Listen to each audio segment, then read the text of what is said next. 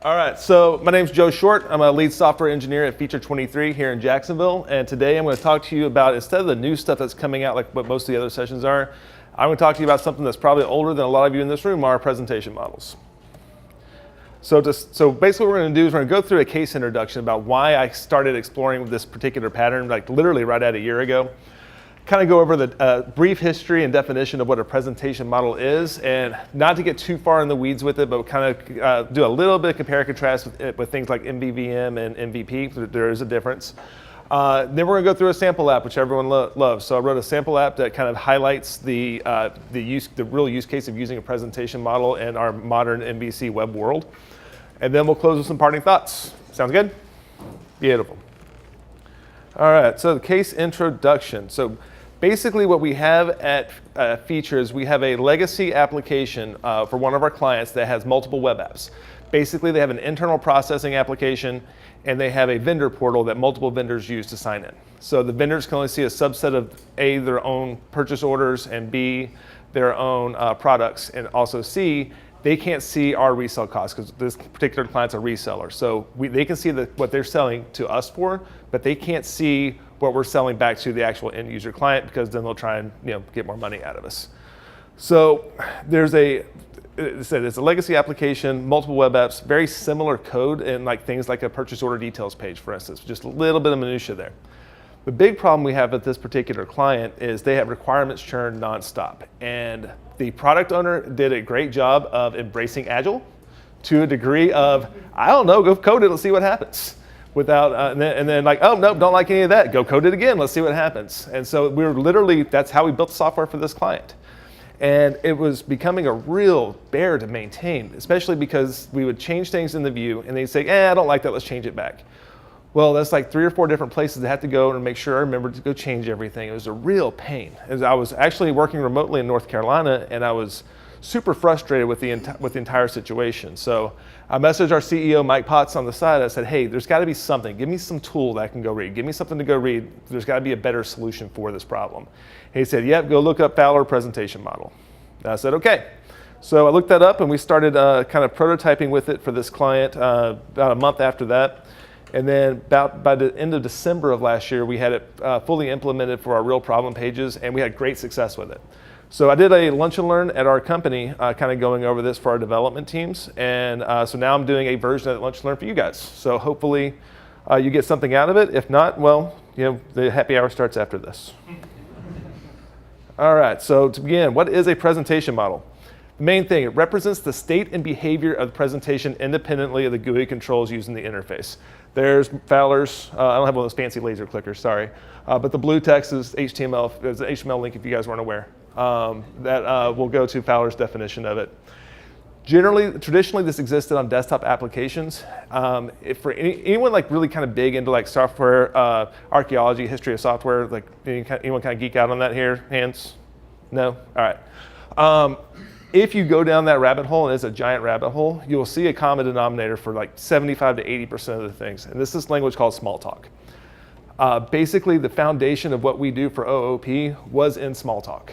And we're basically, it's like the whole concept that there's no original movies or novels anymore. We're just iterating on the other ones that's written. That's exactly what we're doing. Smalltalk is the basis for everything, in my opinion. So application model was the basis of the presentation model in Smalltalk. Fowler just gave it a better name. So a simple example, think of like a standard WinForms app, would be a model that conditionally displays or require a field if a box is checked. So like for instance, I accept the terms, blah, blah, blah. But of course, this is kind of a powerful tool for something so easy. So we're gonna look at a little more complex use case for it. Have any of you heard MVVM, model view model? Perfect. MVVM is a superset of the presentation model, specifically adding data bindings. Martin Fowler actually referenced that data bindings would be a really powerful thing in presentation models in this article he wrote in 2004. In 2005, Microsoft came up with data bindings for WPF and then later Silverlight, and fully admitted that they got the idea from Fowler's article here. The main thing is that this is not model view presenter. That's a different pattern that was used for like web forms. So this is beforehand, like it's very confusing because all the terminology is similar. But just keep in mind, this is not MVP like we did in web forms. This is a separate thing altogether, more aligned with MVC than it is anything else. So it has some interesting applications in modern web development because we don't live on the desktop anymore. We live in the web, right? So when Mike first sent this to me, I spent a lot of time thinking, like, how is this desktop paradigm going to translate into a web world? And so I think I came across a pattern that seems to be working for me. So that's what I want to show you guys today. So basically what we're doing is standard .NET, actually I'm doing .NET Core at this point, server-side presentation model within MVC. And then for when needed, we're doing a client-side presentation model within a little mini, I'd call them mini spas when you have like a React page that has all the niceties, but it's not rampant throughout your entire application. Using React.js and Rigby, which is an internally developed feature 23 React state manager that I highly recommend you look up if you're interested. We're not going to go into that part of it, but you can go look that up if you want to. So how many of us have written code in our Razor views like this or worse in our careers? This gets littered all over the place. How many times do you have to duplicate that same logic in multiple views? All over the place. What's the one of our paradigms in programming? Don't repeat ourselves. Don't duplicate your code. Don't copy paste your code. So how is I going to get around this? The main thing to remember, and this is a pretty simple example. This is the only one I could find in that client application that didn't give away any IP. So we have much more horrendous sins in there. Trust me. Main thing to remember is that the ugly complex code does not go away. All we're going to do is we're going to abstract it and encapsulate it into a presentation model. That way it's more maintainable, it's isolated, and more importantly, it's actually testable. As you know, we can't really test these Razor pages very well, but we can test our presentation models. And also centralized for reuse, so we can actually have multiple, with a little bit of creativity in our architecture, we can have multiple web applications utilize the same presentation model.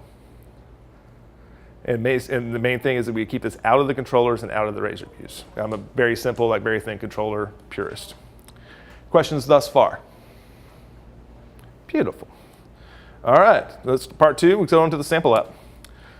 So the business problem. So the actual vendor business problem was they sell surgical supplies. And so if you're having like a knee replacement, for instance, they actually have, they're a reseller to the government.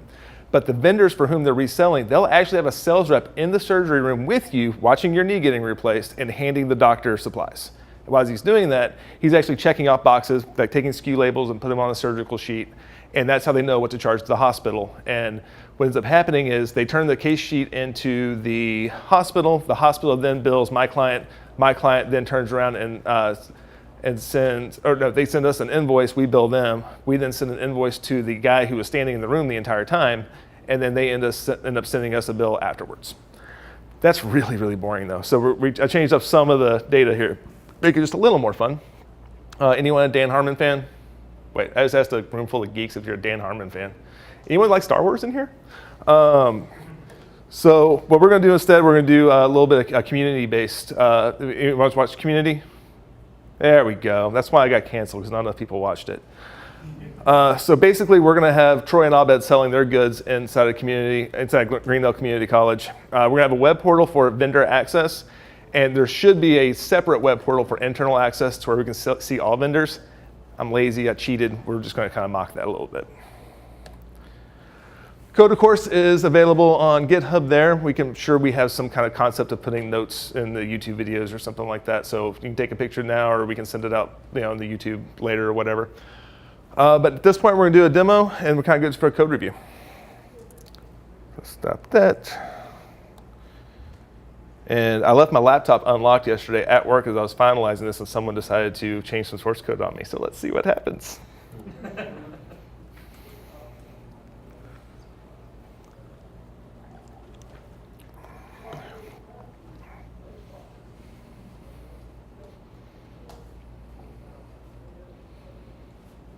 Hooray! Did I speak too soon? Yay! All right.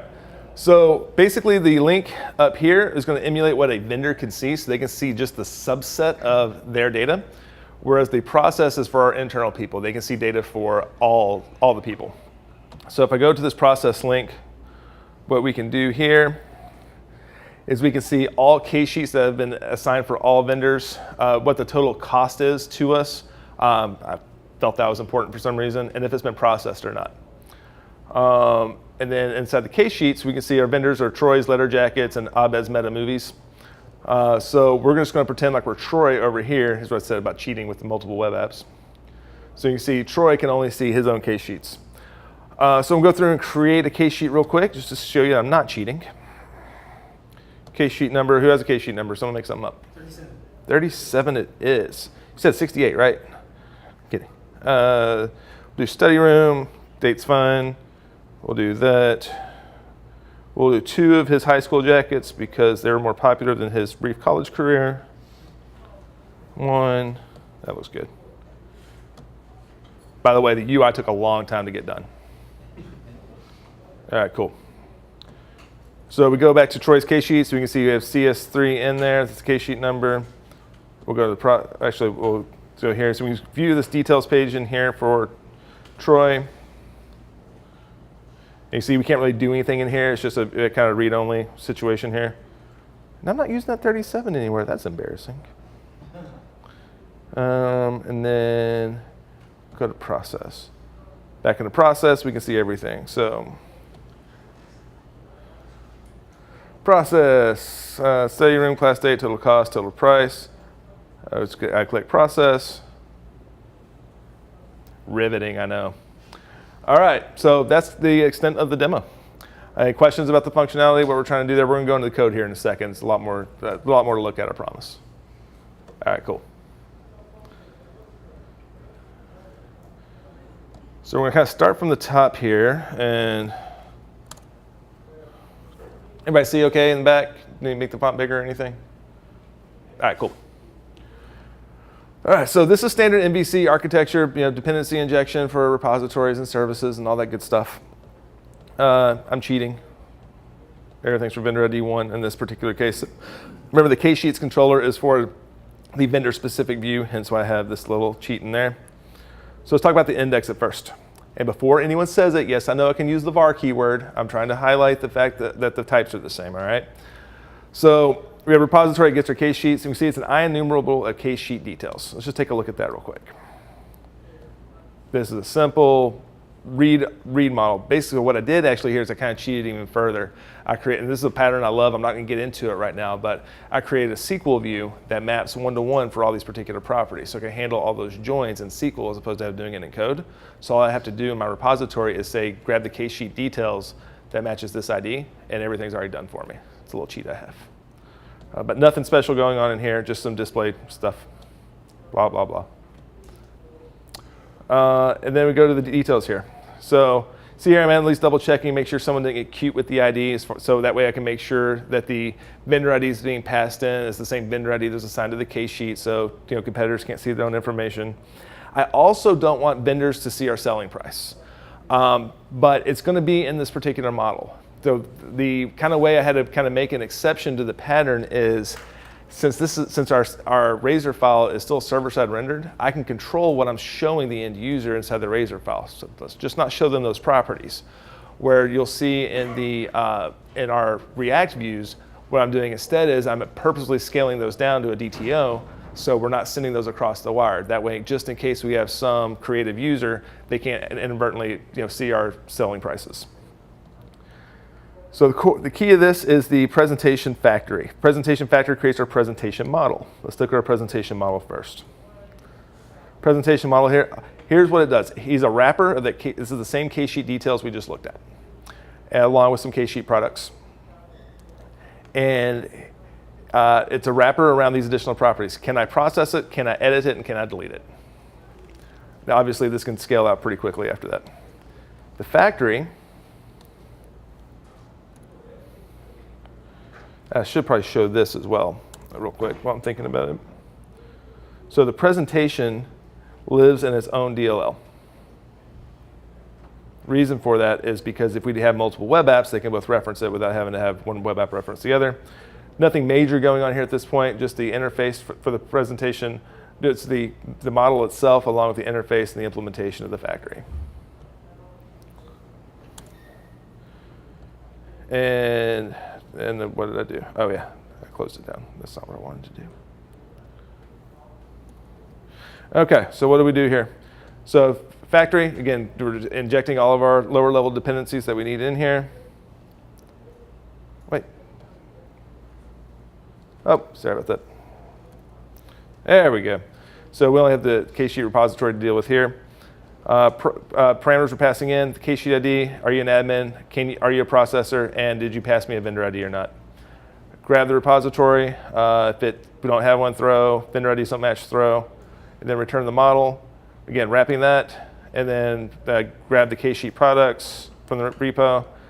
I can delete if I'm an admin, I can edit if I'm an admin, and I can process if I'm a processor and the thing has not been processed. As you guys should be able to see at this particular point, this would be very easy for us to test. So in fact, I have a test project here specific for this, where I just really did happy path stuff in here to begin with. But you can see like this is super easy to test. Now we still can't fully TDD the fact that is the button actually rendering, if the property says that. So there still has to be some manual integration as far as ensuring that everything's going right. But at this point we can at least test our logic. And you see I just did the one test there just to kind of highlight that's how we do it.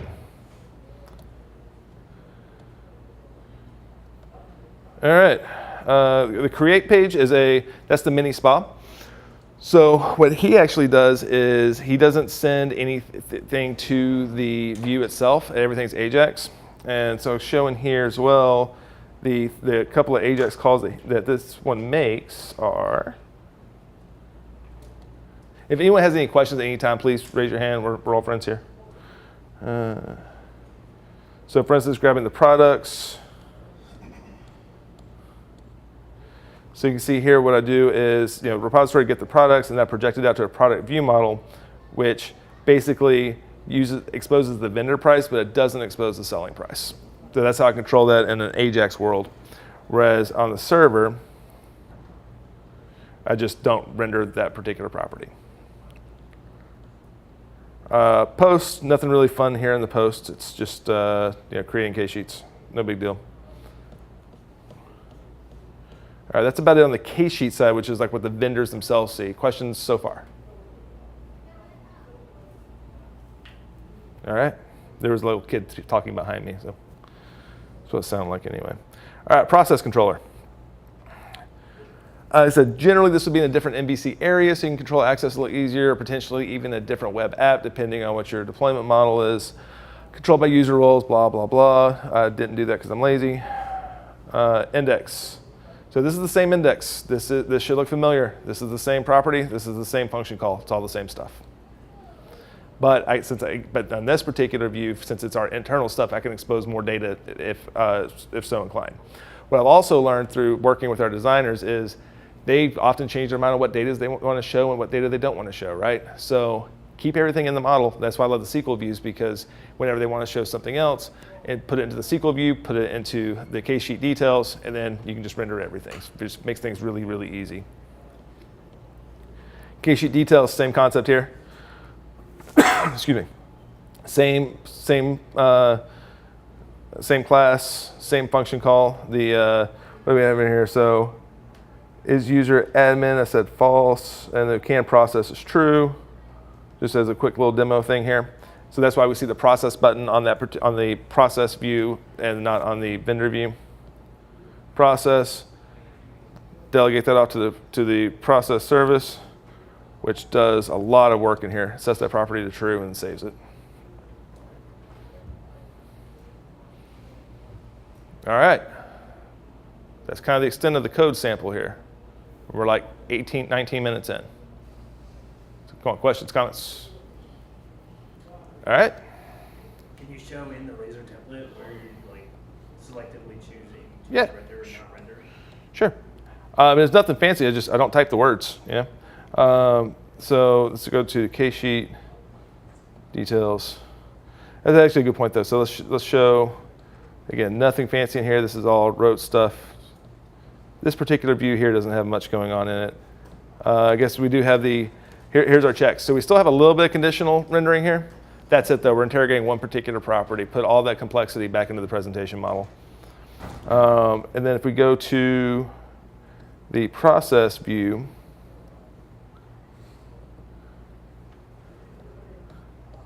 this will all look familiar. So you see, like now we're exposing the selling price. And if I can process, show the process button, super easy. Now granted, this is a pretty contrived example and there's a lot more complexity that goes into your standard views off of here, but hopefully this kind of starts to begin to highlight, using this pattern, how you can begin to manage it and potentially even unit test it. Any other code questions before we move on? All right. Was it Shift F5? Yeah. All right, part 3, which is the final part. You guys can get to the beach early. Parting thoughts. So the main thing to remember is that this is my interpretation of a very old pattern, trying to modernize it into a web world.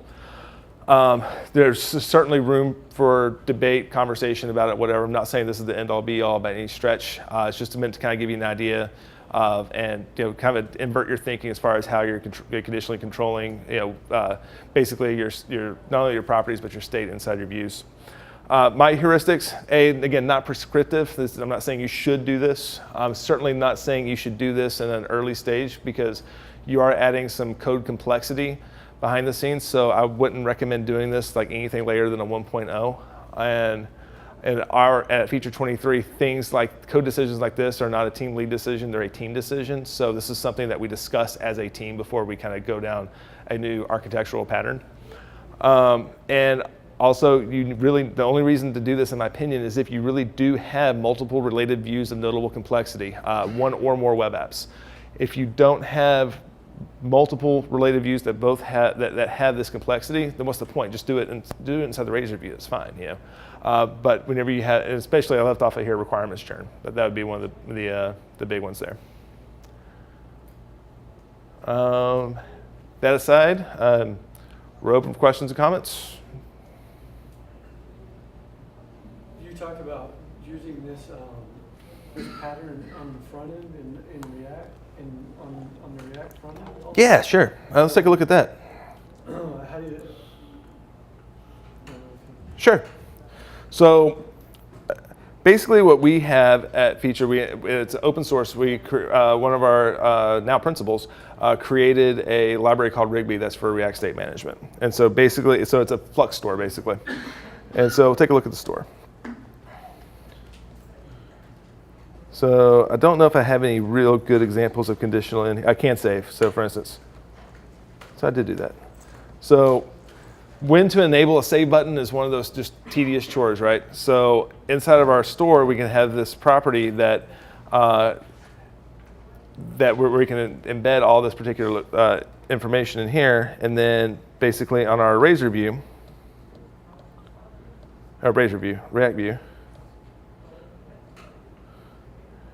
just disable if we can save. Again, same kind of concept. The view becomes very dumb at this point, which is what I like. Let the view do its job. Let everything else go on. So in a world where you have a more rich client side as far as React, Vue, Angular, whatever, you end up kind of having to duplicate the work, so to speak, from both server side and client side. That's the nature of the beast. If anyone finds any way around that, please submit for 2019 Code on the Beach. Anyone else? Do you think it's more suited for client-side rendering or more suited for server-side rendering? That's a good question, actually. So I spent some time thinking about this. On the client-side, just through my own personal history, client-side rendering, I've been doing this since I've been writing React in 2014, just without thinking about it. I've definitely nested everything before, all the nested conditional statements inside the view, and I was like, well, this is dumb. Let's just put it into the store to manage because it's US state, right? I think the React pattern really lends itself very easily to breaking that out. It's just very encouraged by everything you see, whether it's Flux or Redux or now context, I guess, whatever else is going on. Where in Razor, it just never was a first-class object because it's MVC based, so you're just throwing the model up, right? And that's where I don't think it's like any more or less suited for either environment. I think it's just a matter of kind of changing your thinking about it before you, as far as what model you're passing up to the view to display. Good question. Anyone else?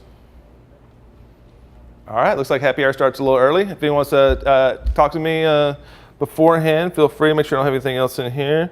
Nope, that's it. That looks like about it. So, thank you very much.